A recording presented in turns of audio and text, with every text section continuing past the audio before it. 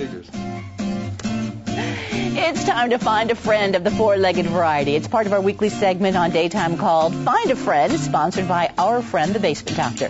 With his support, we hope to find great animals and their buddies back at the Capital Area Humane Society nice new homes. Joining me today is Executive Director Tom Berry, who, along with his friend Duke, brings all kinds of messages and offers a look at Duke so that, he may be able to find a home, a forever home. Hi, Tom. Nice to have you. It's great to be here with you, Gail. It's great to be here. Duke feels good, too. Duke, he's pretty much a pretty good dog. He's a great dog. As far as behavior, this is hard, I think, for pups to come up here. All the lights and all the action. He's been really well behaved. He's been fantastic, and that's the same way at the shelter, too. We know that he's housebroken before he was brought into us. So he's fantastic. Today we're going to talk about how pets can affect somebody's health, and I know that there's nothing better than that wagging tail when you come home. But beyond that, that's a feel-good feeling. How else can pets, cats, dogs, really affect people's health? It's really incredible. There have been studies that show that stress levels are reduced, and it may be also coming home from work and finding your animal there to meet you, your pet to meet you, is really an incredible thing. Also, they actually have tested that some people actually have lower blood pressure. Their overall vital signs when they go to get checked out are really a lot better than they would be had they not had that pet. So the studies do support that, and it's really incredible. Is it because of that unconditional love? There is just someone there always to be your pal.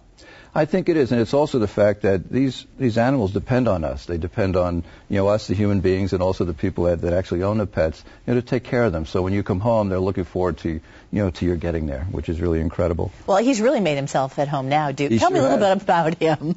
Duke is a 4-year-old boxer mix who was brought into us by a family that really couldn't take care of him anymore. And that is what sometimes happens. We have a number of ways that the animals come to the Humane Society.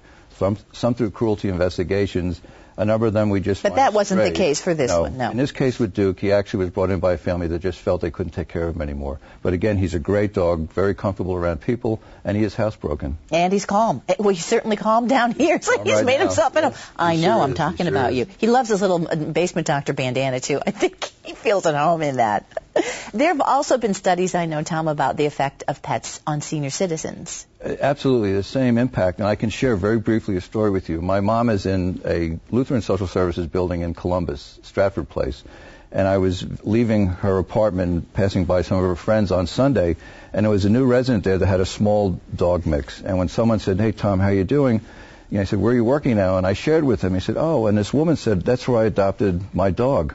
And I've seen in that complex, their community, that while one person has a pet, when they're out with 4, 5, or 6 of the other women, they all seem to enjoy that company. So it's true that a pet does help, especially with the senior citizens. I know in some cases in nursing homes where folks can't get out as easily, there are actually pets that they bring in to visit the folks. If they can't keep them themselves, they just stop by for a visit. We have a whole volunteer program that's called Pet Visitation, and if we do provide that type of service to nursing homes, hospitals, and wherever it might be requested. So if you want to lower your blood pressure, get a pup, and get a pup from you all at the Capital Area Humane Society. Check on our website or call us. We'll take care of you. Now, I know there are fees with adopting, and we want folks to know that to expect a small fee. What does that cover? Actually, the fees are very small. For dogs, the average fee is about $100, and for cats, it's $70. But if you only knew what went into getting that dog to the adoptions floor, you'd realize that you're getting an incredibly healthy dog.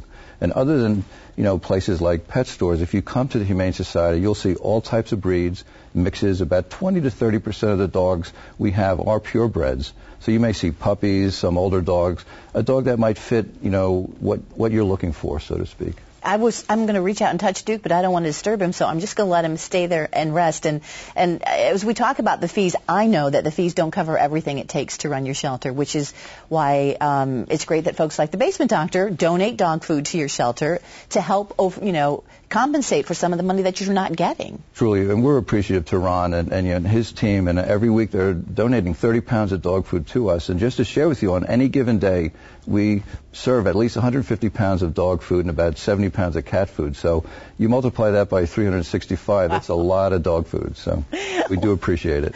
Well, Duke is up for adoption right now, and where should folks call if they want to either talk to you about Duke or any of the other animals? What they can do is go right to our website if they like. I don't know if it's running on the screen. It is? But it's, www.cahs-pets.org. And you'll see all the animals we have, and it's real time. So if someone comes to the adoption floor, you will see a description of that animal, and hopefully very soon a picture of that animal also. All right, well, Duke's going to take a nap. So while he rests, we're going to do the rest of the show. It's nice to have you here, Tom. Thank you very much, Gail. It's always a pleasure. I hope you find that forever home. Yeah, he deserves We do, one. too. Thanks.